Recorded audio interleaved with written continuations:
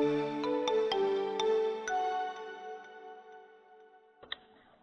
everyone, and welcome to our webinar today, How to Manage Your Reputation on Glassdoor Even After a Layoff. We're really excited to be teaming with RiseSmart on this webinar and want to kick things off. So without further ado, I would like to introduce today's featured speakers. So with us today we have Lisa Holden, and she is the Employer Communications Manager at Glassdoor, as well as Lori Martin, and she is the VP of Strategy and Growth at RiseSmart. Today, we're going to talk about a couple things. So we're going to kick things off with why your brand matters and how you go ahead and manage it during a layoff. There's some specific tips and tricks we want to give you when you are going through that organizational change. Then we're going to talk a little bit about responding to feedback, specifically some reviews on Glassdoor, as well as 5 additional tips to manage your reputation even during these times of change. So, without further ado, I would like to pass things on over to Lori. Thank you, Shay, and special welcome to Lisa, as well as all of you who are joining us today. We'll go ahead and begin by talking about your brand and why we think it matters here at RiseSmart. And just briefly, for those of you who may not be familiar with us, we're a career transition firm, and companies hire us when they're faced with difficult decisions that can impact their workforce, which, as we know, can ultimately impact their brands as well. And they leverage us to connect their employees to new opportunities and to also customize their own personal career brands. So I don't think it comes as a surprise that there are a lot of motivations for companies to look after their people, particularly if you're an employer of choice, which I'll speak to in a minute. But it's also about providing a positive brand experience from recruitment to ongoing training through the exit, because in today's transparent and connected environment, there's a good chance the internet's going to hear about it. So regardless of how large or small your company is, social media can make or break your business today.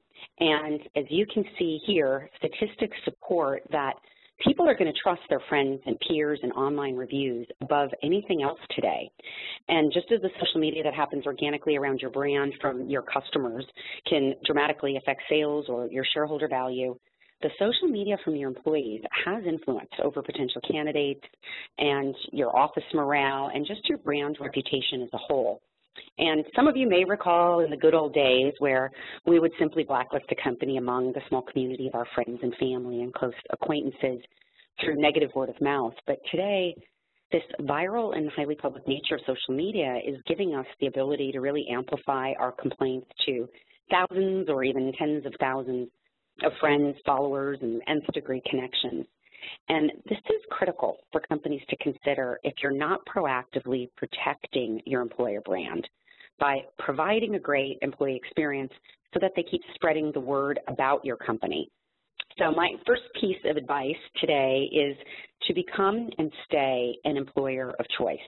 And I emphasize this because the goal of our discussion is not to avoid negative social media, but to proactively foster a company culture that generates positive word of mouth about your brand. And of course, that's a lot easier said than done. So let me just provide a couple of examples to stay ahead of the social curve, and then we'll equip you to handle the negative posts that may still come your way. So let's move to how to influence word of mouth. Some of you may be surprised to learn that on average, people hold 11 jobs in their lifetime. So for many employees, particularly our newer generations, continued success in their role just isn't enough. And one reason why employees may grumble about your company to their family or friends and social networks is that they just feel stagnated. And while I recognize that internal mobility in the traditional sense of up the ladder may not always be possible, internal mobility can mean a number of things today, from letting employees spend a day in the life of another team or team member to learn how they work, to encouraging employees to use their current skills in new ways by helping with tasks in other departments. And I'll give you an example of a company that actually does this really well. They're a large global organization, so you can imagine it's next to impossible to know all of the special talents that are going to lie within their ranks, but rather than hire out when an employee goes on maternity leave or disability or sabbatical or whatever the case may be, what they do is they post the requirements of the role internally, and they allow their employees with those skill sets from other departments to backfill these positions on a limited basis. So they get people from IT that have graphic design talents working within that group. You get HR partners working in finance, sales, assisting marketing. And I can tell you that as a third party who has unique insights into this organization, employees never want to leave because they're not only given the opportunity to apply versatile talents across departments, which keeps them challenged and engaged, they're also given opportunities to make unique career moves within the organization. And I've seen people with over 10 years experience in one functional area move to an entirely different one and with great success. Another thing that they, and actually many others, do well when there are opportunities for advancement within the organization is to foster support for internal mobility by adequately preparing individuals for the interview process. Because when they have individuals that have been with them a long time, I'm sure you can imagine, they don't typically have an updated resume which reflects their career accomplishments, and they often need some sharpening on their interviewing skills. And so whether they have employees considering an internal upward move or those who may want to uncover alternatives in what their transferable skill sets may be, or sometimes they're just part of a reduction in force and these companies want to redeploy them, what they do is they help employees move internally by providing them with career support in these areas through RiseSmart or others like us. So the bottom line is that rather than having employees change jobs 11 times in their career outside of your organization, it really pays off to get creative and provide an environment that supports these changes within instead. So moving on to recognition. While pay increases are nice, focusing on other forms of recognition can significantly impact how your employees feel about your company. And in a recent report, simple praise from leadership was ranked in the top 5 of engaged employees' preferred forms of recognition. And this is probably not news to any of you, but try taking it to the next level by making recognition a part of your culture from the ground up. And I say this because it's been shown that when employees spend time actively recognizing one another for their work, they're less likely to complain to their coworkers or others online.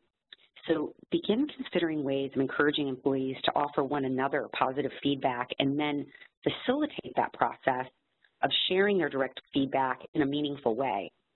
And I'll give you an example inside our own organization where we have what's called a high five program. And when employees appreciate the support of their colleagues or feel like someone's gone the extra mile, they can publicly acknowledge an individual by giving them a high five along with some brief comments. And these peer accolades are shared by our leadership through the company on a weekly basis. And then at the end of the month, our CEO sends an email announcing the high fiver of the month, which publicly acknowledges how valuable this individual is to their peers. And that's just one of many possible examples, awards, and other things you can consider in order to facilitate peer recognition in tandem with your leadership that will foster a supportive and positive culture. And finally, social listening. One of the blessings of social media and online reviews, even when they're negative, is that they really give you the opportunity to find out what your employees are thinking and feeling about your brand at any time. And you can use a free or a paid tool like Hootsuite to follow conversations about your company across all of the major social channels. And you should most definitely keep an eye on company review sites like Glassdoor and Salary.com. And the point is that even if you don't hear anything negative, by putting an ear to the ground, you're really able to respond to positive comments as well, which lets people know you appreciate their advocacy, their suggestions, and all of their contributions to your brand's community. And while I know Lisa will address this and provide even greater tips in more detail, one of the best ways to address negative social media is with speed and a balanced response. Acknowledge the message, and when appropriate, indicate how you'll fix the problem, because the sooner you take action to acknowledge the complaint and, if possible, prove you're fixing the issue, the less likely the candidate or the employee is going to be to spread negative comments. In fact, if anything, just your experience in responding can really impress them. And finally, before I turn things over to Lisa, let me provide a couple of tips on how to manage your brand during a layoff, because downsizing can be a minefield for negative word of mouth, but it really doesn't have to be a guarantee of negative social media or a bad Glassdoor review. If you don't handle it properly, then yes, people will likely talk and you won't like what you hear. But frankly, if you are an employer of choice, a layoff can be an excellent opportunity to give your people something positive to say, including the impacted employees. And here's how. Long before the event, your company should be communicating about the state of the business with all the employees. And you don't have to give specifics or incite panic, but your leadership should at least take care to update employees to regular intervals.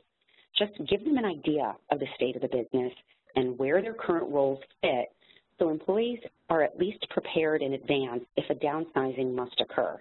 And while they may still be upset about having to leave the company, they'll at least be aware of the motivating factors behind the decision, and that gives them time to prepare for the event. And if it becomes clear that a reduction in force will be inevitable, you need to ready your team, which includes preparing your managers to both deliver the notification and address the concerns of the non-impacted employees. And manager training should really be a top priority, because if managers have trouble sympathizing without commiserating, or they don't know how to present the right information and end the conversation, your employees will leave with a bad final impression of the company brand. And even worse, if your managers feel as if they've been put on the spot or resent being made the messenger, they themselves may be likely to speak negatively about the company, either online or to the remaining employees. And if this negative word of mouth begins to spread, even those who aren't affiliated with your company, such as potential candidates, can develop an opinion about how you treat your employees. So just be sure to surface and address your manager's feelings early on as well. So, hey, Lori, this is Lisa. I feel like this is the most important part of this, right, for everyone. This is the trickiest bit. Do you have maybe an example of a company that's done this really effectively? Yeah, sure. I'd be delighted. There's one company that springs to mind. It's a beloved brand, specifically because of the way they take care of their people, both inside the organization as well as their customers. And when reductions in force are necessary, I can tell you it is never a surprise to their employees. They are masterful at keeping their people appraised of what's happening in the business and that changes may be occurring. And then on the day of notifications, there are truly Herculean efforts made to ensure that special cases are noted and that everyone involved in those discussions are really well trained. And they even hold a large prep meeting early on the morning of the event one final time, which includes their recruiting teams and outplacements so that they can begin matching employees to other internal or external opportunities on that very same day. And as a result, time and time again, employees say to our team when we're there on site, or even when they come into us for coaching, I knew this was coming. I was just hoping my position wouldn't be affected because I love this company so much. And I even had one gentleman during my first on-site notification there say, I would gladly clean the floors if that meant I could continue working with this company. They take such good care of us even now. And so that, to me, is just the greatest brand extension. If on the day that you're losing your job, you still are saying these kinds of things about your company. So great question. Thanks, Lisa. Of course. And that's actually a good segue to the final piece of the puzzle, which occurs after the event, which is to ally your company's fears about what happens next by working with an outplacement provider early on to give impacted employees all of the tools they need to land a new role, because a lot has changed in job search over the last couple of years. And by showing that you sincerely care enough to make sure that your employees have access to career coaching and personal branding and job search services through a provider such as RiseSmart, you reinforce for your impacted employees and those, of course, that are staying connected to them, that you have a genuine concern for their well-being. It's a lot harder for those employees to get upset when a company is genuinely trying to help them take the next steps in their careers despite having had to eliminate their positions for business reasons. And I'll leave you with one final example because there's another customer who recently did a beautiful job supporting employees across all of these arenas in light of all the changes that were going on in job search today. They decided to engage outplacement a lot earlier than they normally do in the process. And so after notifying employees that their division would be closing in 2 months, they told them that they were going to take care of having all of their branding done right away, their LinkedIn, their cover letters, their resumes, and then 3 weeks before their final day with the company, they would begin matching them to new opportunities in order to avoid gaps in their employment. And as you can imagine, this really eased employees' anxieties right away, and it allowed them to focus on their job, which really made it a win-win for both the company and the employees.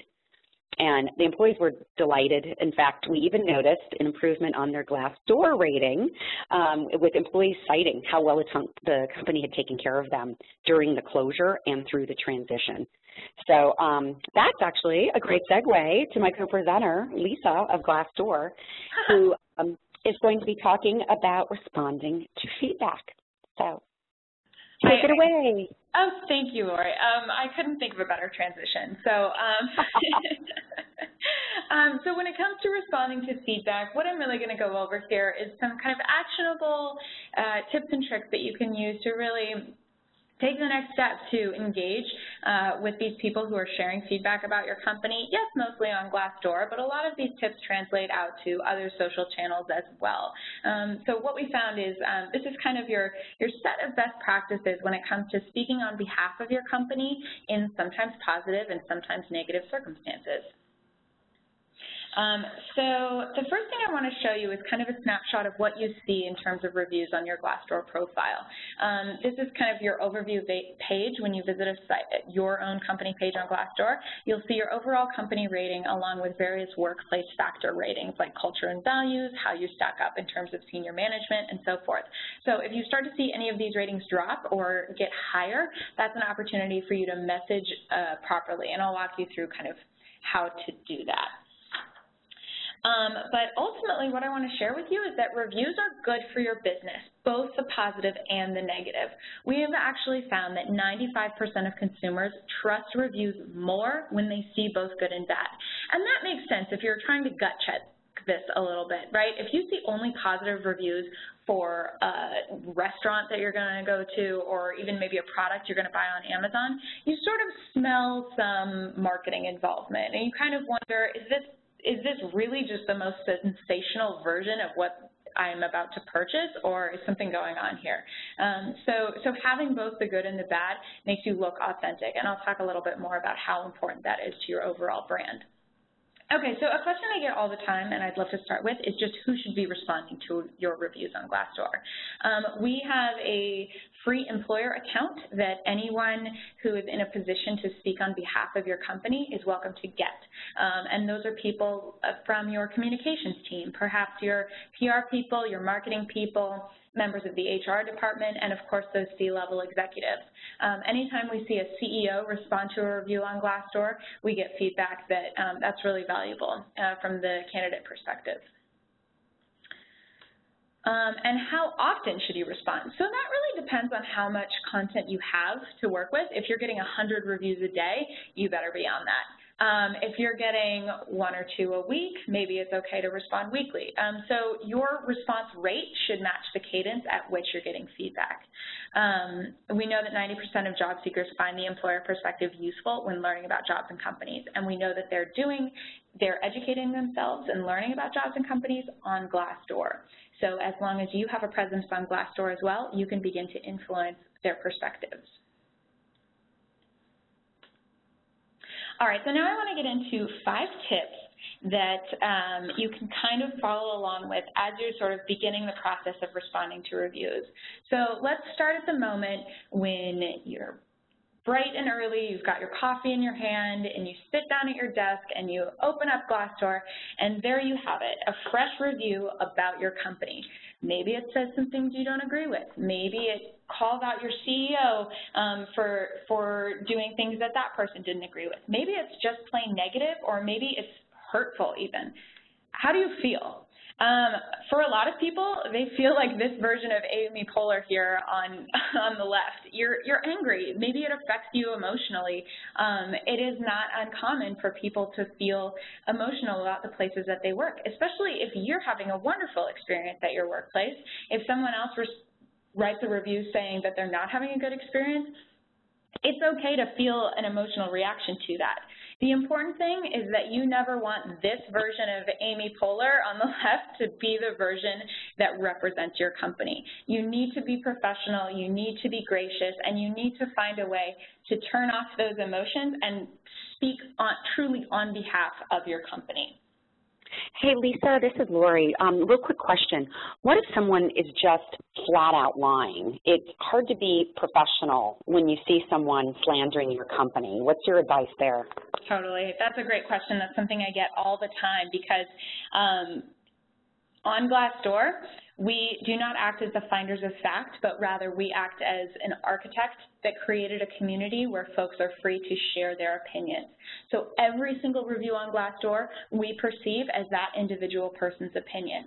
So if you, having more information that we do here at Glassdoor, see a review and you know that something is not true, or you strongly disagree with something that was said, we rely on our community to either flag that information to us, and you can do that by simply clicking the flag button on the review, or responding to the review from your perspective.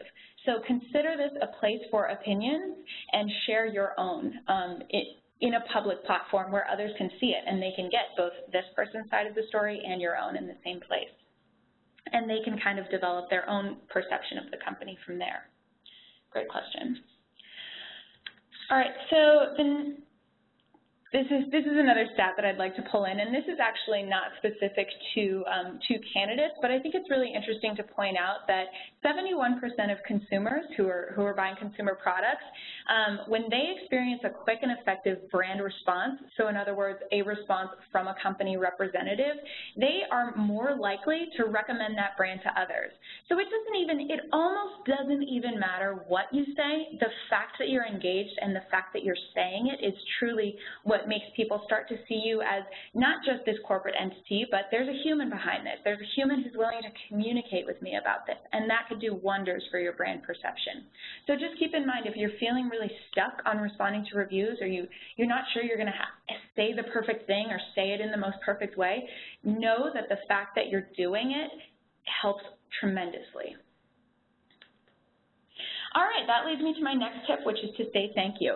This can be very challenging for a lot of employers, especially if we think back on that slide of the grumpy Amy Poehler. She's not in a position to want to thank someone for their feedback. The review itself maybe hurt her feelings. It maybe, from her perception, wasn't true. And it can be really hard to reach out to someone and begin a response with something appreciative, but this is extremely important to your brand, because when you start off with a thank you, what you're saying is we value feedback. Even if it's not a great rating on Glassdoor, even if it's not that our company is rainbows and unicorns, we value the honest truth. And so just beginning with thank you sets you up to speak on behalf of your company in a more gracious way. Plus, we know that 83% of organizations actually suffer from a deficit in recognition. This is from a Burson by Deloitte study. And I think this is really interesting because that, like Lori was talking about with having some kind of high-five program or some way of really kind of letting your employees know that you appreciate them on a day-to-day basis, 83%, so most companies have a problem with this. So anything you can do to kind of boost the culture of saying thank you is going to be relevant. And the great thing about sharing a response to a review on Glassdoor, beginning with thank you, it sort of reemphasizes the point that you're a company that cares and actually does express gratitude. All right, my next tip is address specific issues.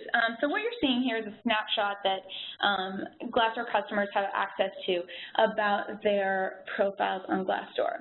So this is a word cloud on the left with pros, and these are simply automatically pulled from all of the reviews that have been gathered about that specific company. These are the words that come up most often. And the exact same thing happens on the cons side. So what you get is a very quick and easy to understand snapshot of where your company is doing best and where it has the most opportunity for improvement. And this is a great tool to use to be able to drill in and say, these are our specific issues that we need to fix and address in really specific ways. Lisa, I'm sorry, Lori, if I can just interject. Please. I think that's really interesting, but just wondering, do you ever find that employers are reluctant to call out their own weaknesses? Sure, I think I'm reluctant to call out my own weaknesses. and I think most people are as well, right? No one wants to stand up there and say, well, I'm not a very fast runner, or, you know, I don't have a good sense of style. It's personal, and when you take that to an organization level, no leader of an organization wants to stand up there and say, hey, we have a management issue that we have to deal with, or we're experiencing layoffs and here's why.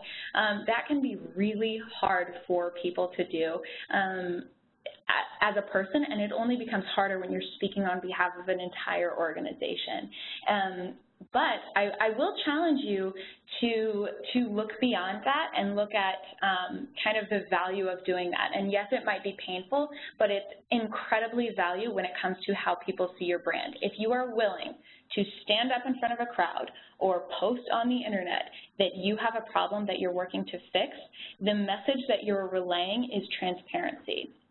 And we find when we do our best places to work list, when we do our highest rated CEOs list, when we gather the best of the best and we announce them to the public based on feedback we've found on Glassdoor, a reoccurring theme is always the companies that perform the best in the eyes of the employees are those that are most transparent.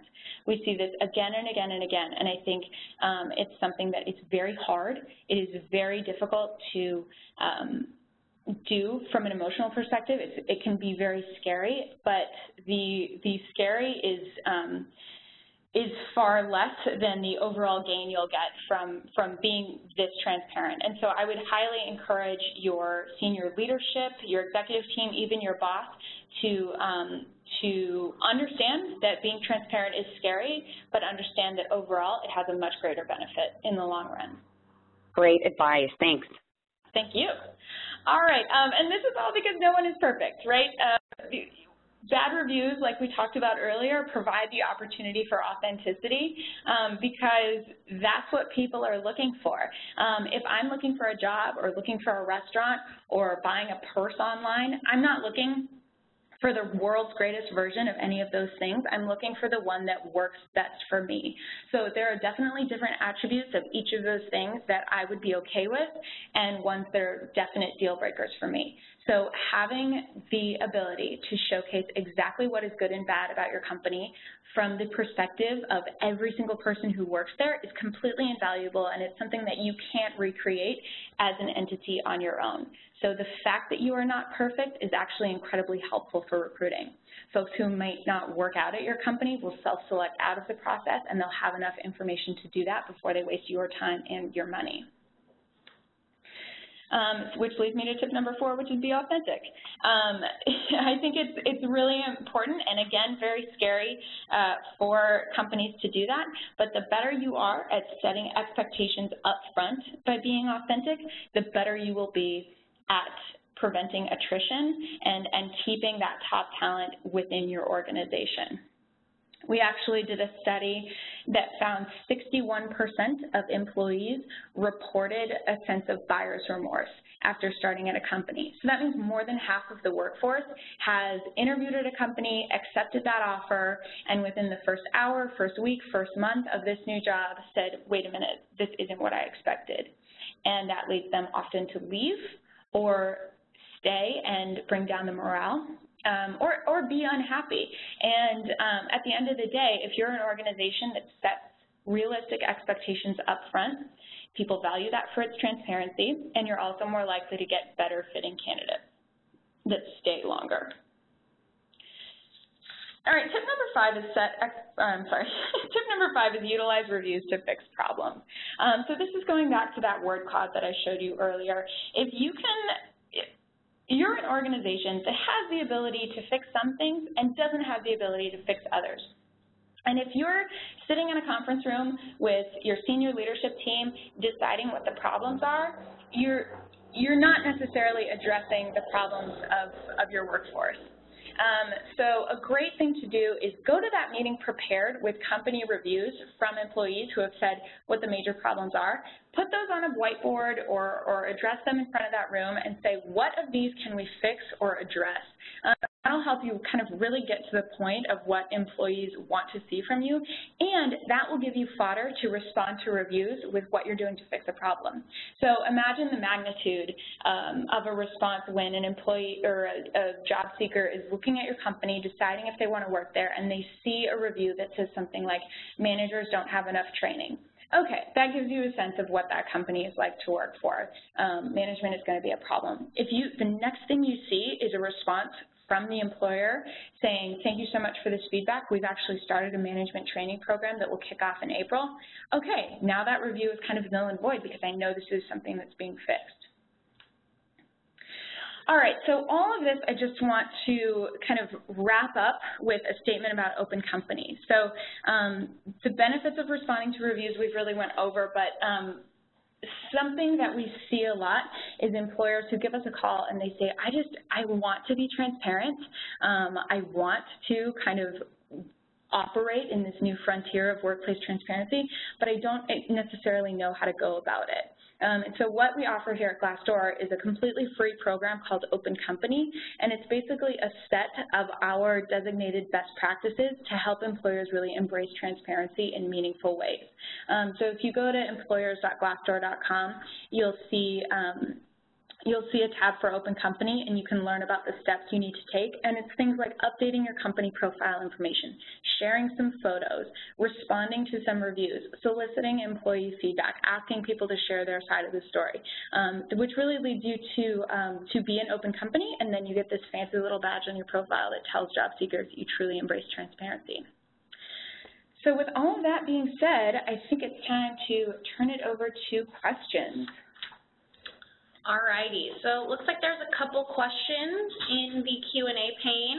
Feel free to enter as many more as you guys would like. We'll try to get to as many as we can, but just in case we don't, we're absolutely happy to follow up with you after.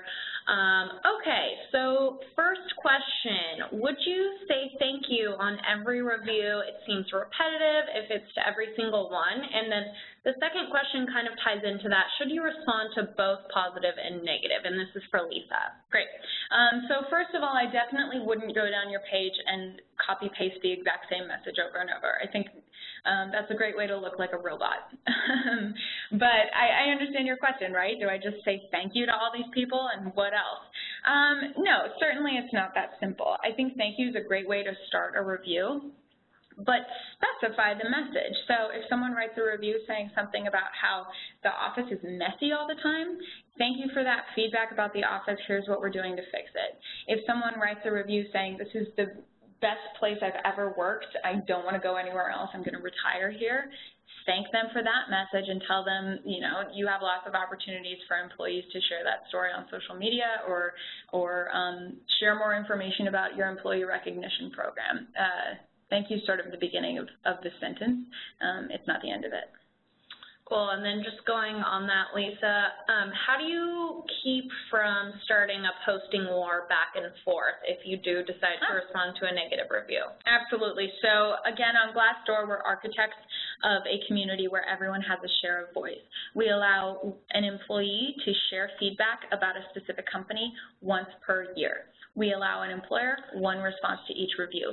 So there's no option to kind of comment back and forth and get into any kind of war here.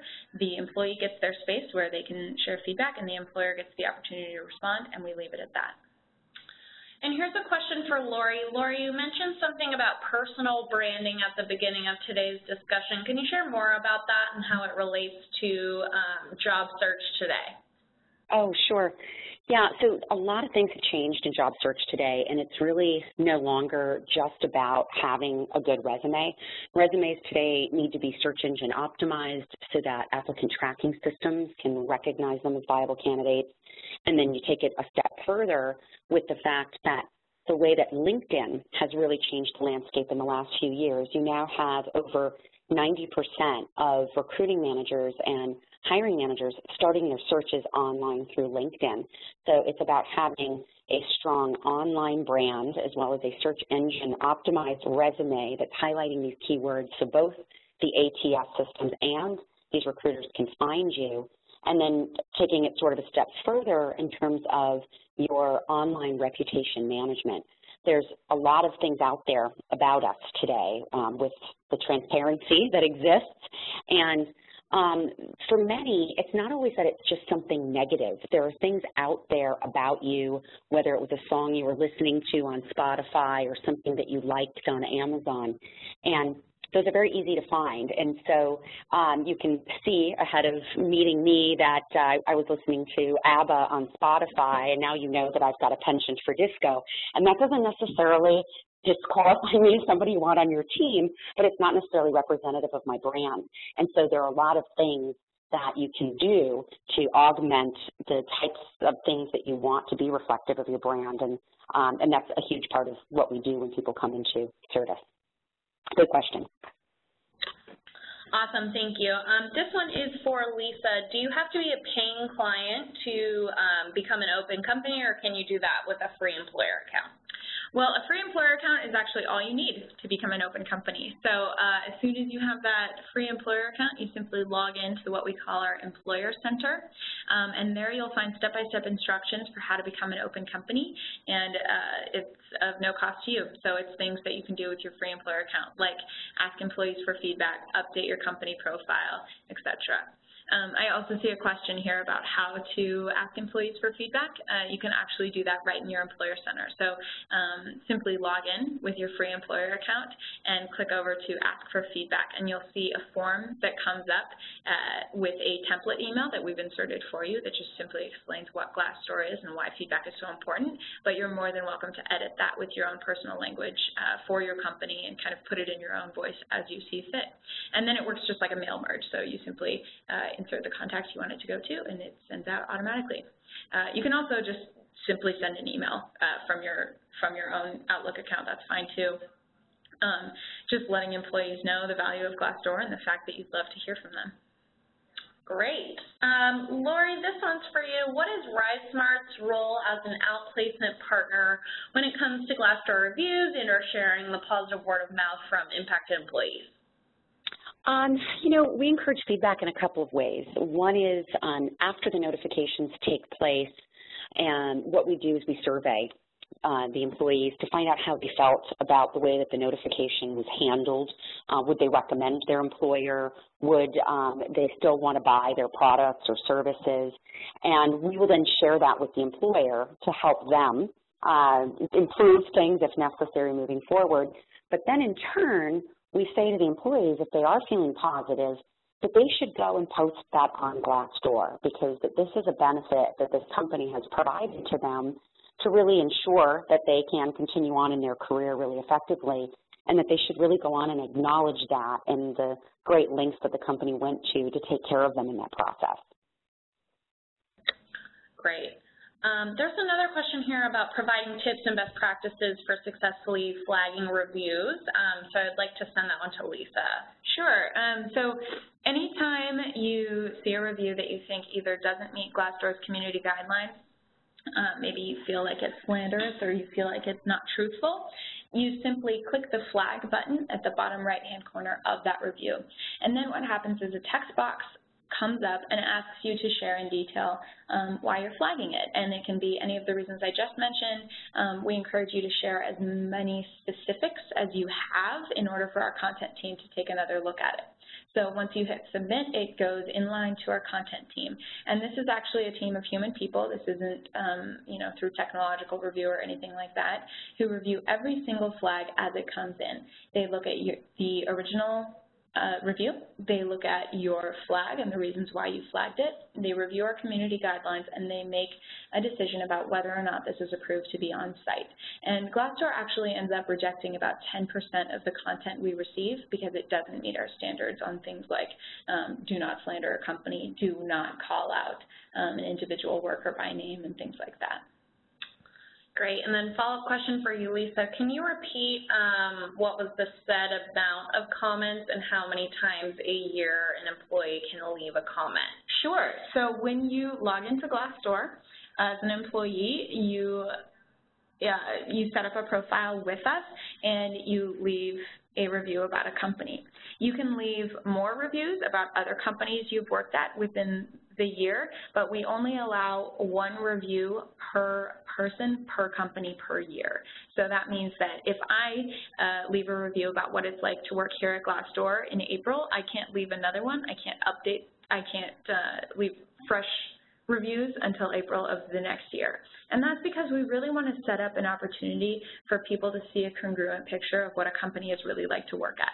We know company culture and a workplace environment can change year on year, but what we don't want to do is set up an opportunity for one person to simply post a new review each day because we feel like everyone should have a voice, but we want to make it broad enough that all voices are included rather than one very aggressive poster, for example. All right, well, with that, it looks like we got to a majority of the questions. I want to thank everyone so much for joining us today. Thanks so much for the great content, Lori, and thanks so much to you, Lisa. I hope that everybody has a great day and that you join us again on another upcoming webinar. So thanks so much for joining us, and we look forward to seeing you at another upcoming event. Have a great rest of your day.